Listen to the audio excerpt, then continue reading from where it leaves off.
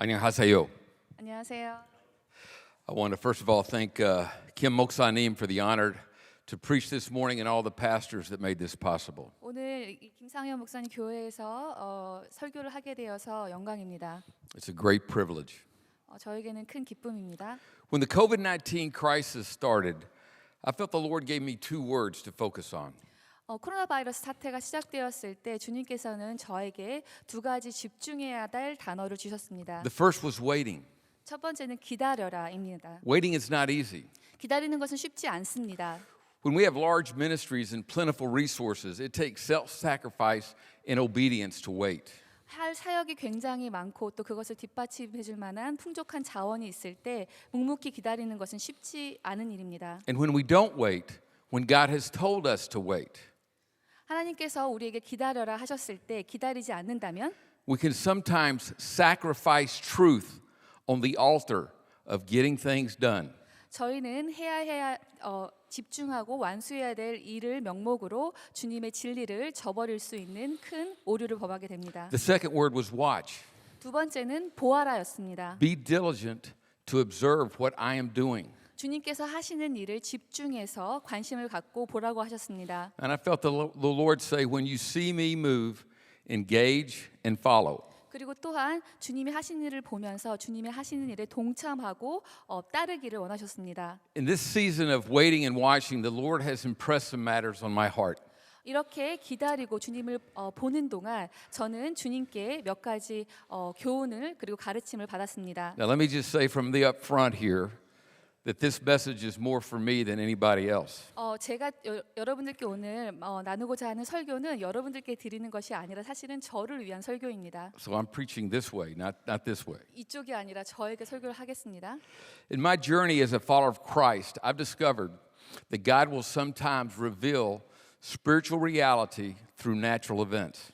제가 그리스도인으로 살면서 배운 것은 주님께서는 때때로 자연재해와 어려움을 통해서 영적인 가르침을 주신다는 것입니다. People are now saying that we may never completely be over COVID-19 until a vaccine is discovered and developed. 어떤 분들은 백신이 만들어지고 또 통용되기 전까지는 코로나 바이러스가 절대로 멈추지 않을 것이라고 걱정하십니다. And it feels hopeless when there's no remedy. There's a disease, but there's no cure. 이렇게 질병이 있고 그것을 치유할 만한 백신이나 약이 없을 때는 저희는 희망을 잃어버립니다. Reflecting on the past 25 years of ministry where I've served churches in the United States and Asia, 제가 지난 25년간 미국과 아시아의 교회들과 같이 동역하면서 I wonder if those of us in Christian leadership are not already affected by a disease. 아마도 저를 포함해서 영적인 지도자도 이 어떤 특별한 질병을 겪고 있진 않을까 그렇게 궁금하기도 합니다. And this virus is called pride. 이 질병의 이름은 바로 교만입니다. But this virus has a cure. It's called humility. 그렇지만 이 질병 교만은 주님께서 주시는 특별한 치료법이 있습니다. 그것은 바로 겸손입니다. A definition God gave me many years for humility. 제가 몇 년 전에 겸손이라는 정의에 대해서 배운 적이 있는데요. Humility is the God-given self-assurance that eliminates the need to prove to others the value of who I am and the worth of what I do. 주님이 내 안에 주시는 확신으로 인하여 내가 누구인지, 내가 어떤 일을 하고 있는지에 대한 그 가치를 내세우고자 하는 욕망을 저버리는 것입니다. This is a self-assurance that God provides. 이 내면의 확신은 오직 주님께서 주시는 것입니다. The Holy Spirit grants us peace through our obedience. 성령님께서는 저희의 순종을 통해서 그분의 평온을 저희에게 허락하십니다. This is our security. 그것이 바로 주님 안에 있는 형통입니다. It is not a security that's generated through a lot of works. 이 마음속의 안위와 형통은 저희의 행위로 얻어지는 것이 아닙니다. COVID-19 can paralyze the strongest and most healthy person. 코로나 바이러스는 건강한 사람도 연약하고 아프게 만들 수 있습니다. Likewise, pride can cripple a fruitful church or an effective minister, an effective leader.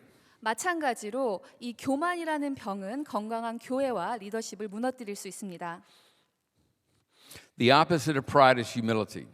교만의 반대말은 겸손입니다. And in order for us to go from pride to humility, I have discovered we oftentimes have to go through a period of brokenness. 교만에서부터 겸손으로 이르기까지는 제 경험으로는 한 가지 거쳐야 될 과정이 있는데요. 바로 그것은 깨어짐입니다. I've heard it said that if God wants to use a man or woman, he first needs to break them. 주님께서 저희를 부르시고 사용하실 때는 먼저 저희를 준비시킵니다. What is brokenness? 깨어짐은 바로 무엇일까요? The breaking of our self-will. 제 자신의 의를 깨어버리는 것입니다. A reporter once asked the great evangelist D.L. Moody, which people gave you the most problems? 전 세계적으로 훌륭하신 D.L. 무디 전도사께 어떤 기자가 질문을 했습니다. He answered immediately, I have more trouble with D.L. Moody than any other 지금까지 man. 사역을 하면서 가장 힘든 부분이 무엇입니까? 이렇게 물었는데 그 D.L. 무디 전도사님께서는 그 어떤 것보다도 내 자신이 가장 큰 적이었다라고 말씀하셨습니다. The point of brokenness is to learn that without Christ we can do nothing. 이렇게 깨어짐을 과정을 거쳐야 하는 이유는 우리가 주님 없이는 아무것도 할 수 있는 게 없다라고 고백하기 위해서입니다. Jeremiah 17:5 says this. 예레미야 17장 5절에서는 이렇게 말씀하십니다. Cursed is the one who trusts in man and depends on flesh for his strength. 사람을 믿으며 육신으로 그의 힘을 삼고 마음이 여호와에게서 떠난 사람은 저주를 받을 것이다. This is pride. 이것이 바로 교만한 자입니다. Conversely, Jeremiah 17:7 says this. 반대로 예레미야 17장 7절에서는 이렇게 말씀하십니다. Blessed is the man who trusts in the Lord and whose confidence is in him. This is humility. 무릇 여호와를 의지하며 여호와를 의뢰하는 그 사람은 복을 받을 것이다. 이것이 바로 겸손한 자입니다. Now the title of this message is Peter's Journey to Fulfilling His Calling. 오늘 제가 여러분들께 나눌 설교의 제목은 소명을 완수해가는 베드로의 여정입니다. And before Eunice reads this text, I just want to set up the context of when we're looking in this chapter of Matthew. 제가 오늘의 말씀을 읽기 전에 배경 설명을 먼저 해드리겠습니다. Jesus was coming to his time of conclusion of his ministry on earth.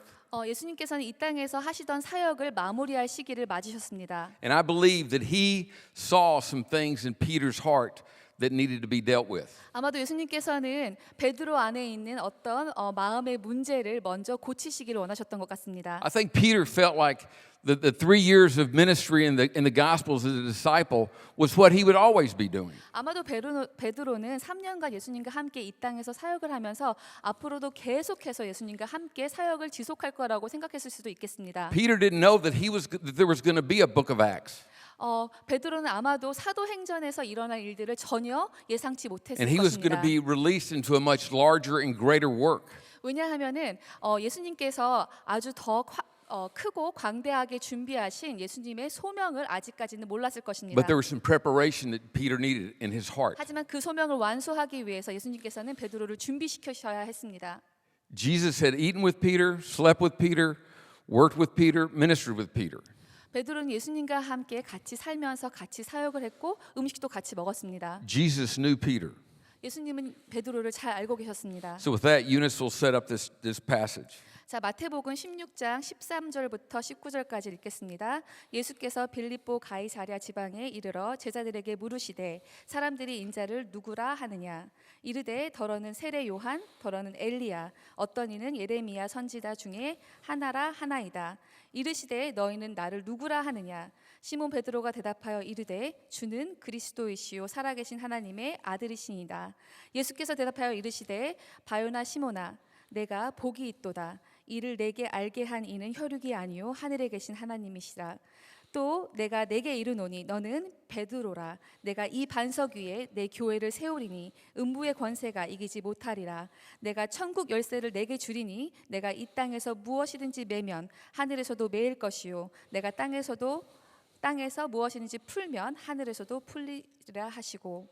I propose that in this interaction with Jesus, a seed of pride was sown in Peter's heart. 아무래도 이 대화 가운데 베드로 마음 가운데 교만의 씨앗이 심어지지 않았나 싶습니다. Now, Jesus said this to Peter in the presence of all his peers. 아무래도 이 예수님께서는 베드로에게 이 말씀을 전하실 때 다른 동역자들과 제자들과 함께 있을 때 하셨을 것 같습니다. And I can speak for myself. I want to always look good in front of my peers. 저도 항상 그런 마음의 문제가 있는데요. 베드로처럼 남들에게 잘 보여지기를 신경 씁니다. And God will test us with failure and success. 하나님께서는 종종 실패와 성공을 사용하셔서 저희를 다루시는데요. And it's in times of success that if we're not careful, we can begin to take confidence in something God has done. 우리가 성공을 경험했을 때 우리가 주의해야 할 것은 우리의 그 성공이 우리의 의와 우리의 능력으로 이루어지지 않았다라는 것을 알아야 된다는 것입니다. After this encounter, Jesus began a process that would eventually prepare Peter's heart for ministry. 그래서 이 과정을 통해서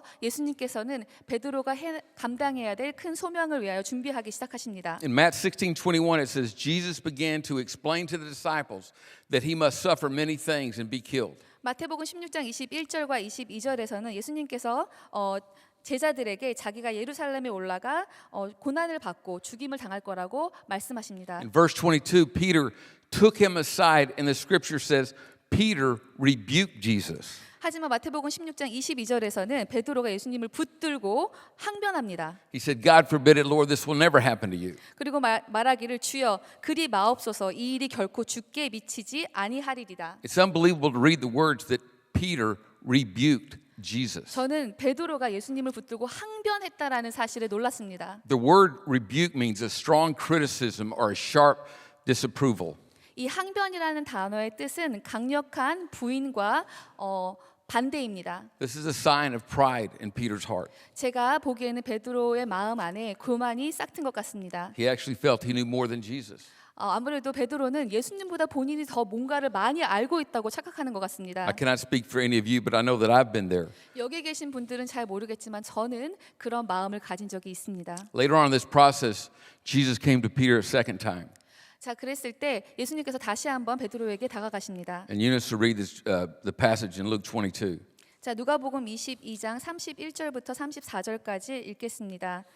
시몬아 시몬아 보라 사탄이 너희를 밀가부르듯 하려고 요구하였으나 그러나 내가 너를 위하여 내 믿음이 떨어지지 않기를 기도하였나니 너는 돌이킨 후에 내 형제를 굳게 하라. 그가 말하되 주여 내가 주와 함께 오게도 죽는 데에도 가기를 각오하였나이다. 이르되 베드로야 내가 내게 말하노니 오늘 닭 울기 전에 내가 3번 나를 모른다고 부인하리라 하시니라. The first thing I noticed is that Peter was a big talker. 제가 처음 이 구절을 읽고 느낀 것은 베드로는 참 말하기를 좋아하는 사람이란 것 같습니다. The Bible calls this boasting. 그것은 바로 자랑이라고 하죠. But the second thing, the most important thing, 하지만 두 번째로 느낀 것은 더 굉장히 중요한 사실인데요. was that the process that Peter was about to go through was going to be for others, not for himself. 앞으로 베드로가 겪어야 될 그 준비 과정, 그 여정이 베드로뿐만 아니라 다른 사람들을 위해서 사용되어질 것이기 때문이라는 것입니다. This has always been an encouragement for me when I'm going through something that's a trial or a hard time. 그래서 제가 고난과 시험을 겪을 때마다 제가 이 구절을 묵상하면서 느끼는 것은 이 고난은 나뿐만 아니라 또 남을 위해서 쓰임 받기 위한 고난이구나라고 생각합니다. To realize that if I'm faithful and diligent to persevere, I can have fruit later to give to others. 그래서 그 고난과 이 시험을 잘 겪으면 주님께서 맺어 주시는 열매를 경험할 수 있다고 믿습니다. So for the benefit of others, we need to stay the course. 그렇기 때문에 저희는 이 시험과 이 베드로가 겪었던 것처럼 이것을 감당해야 할 것 같습니다. And later on in Luke 22, it's the account that Peter cuts off the ear of the servant of the high priest. 다음에서 또 볼 수 있는 것은 누가복음 22장 53절인데요.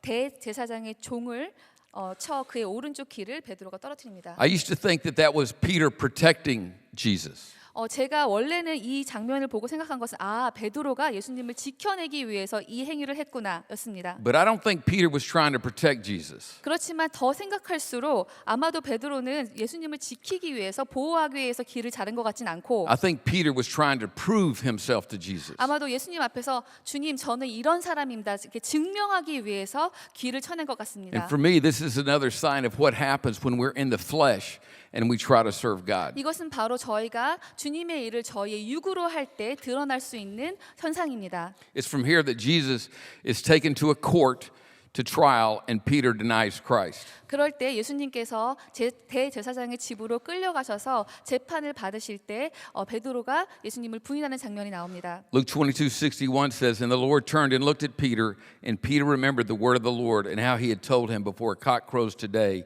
you will deny me 3 times. 누가복음 22장 61절에서 주께서 돌이켜 베드로를 보시니 베드로가 주의 말씀 곧 오늘 닭 울기 전에 내가 3번 나를 부인하리라 하심이 생각났습니다. I'm not sure how this was situated, how Peter where the court was and how the trial was, but however it was, there was a line of sight from Jesus to Peter. 제가 대제사장의 집이 그리고 예수님께서 재판을 받으시는 그 장소가 어떻게 생겼는지는 모르겠으나 예수님께서는 베드로와 눈이 마주칠 수 있는 그 거리와 그 상황에 놓여졌던 것 같습니다. When Peter denied Christ the third time, in the cock crow, Jesus turned and their eyes met.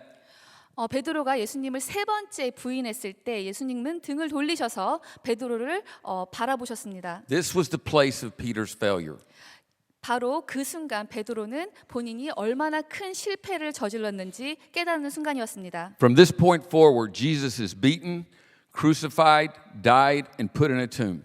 이 순간 이후로 예수님께서는 매맞으시고 십자가에 달리시고 또 죽으시고 무덤으로 옮기셨습니다. Peter never had an opportunity to make it right with Jesus. 베드로는 예수님 앞에서 저지른 실수에 대해서 만회할 수 있는 기회를 영원히 놓쳤을 것 같습니다. It was over and he's a failure.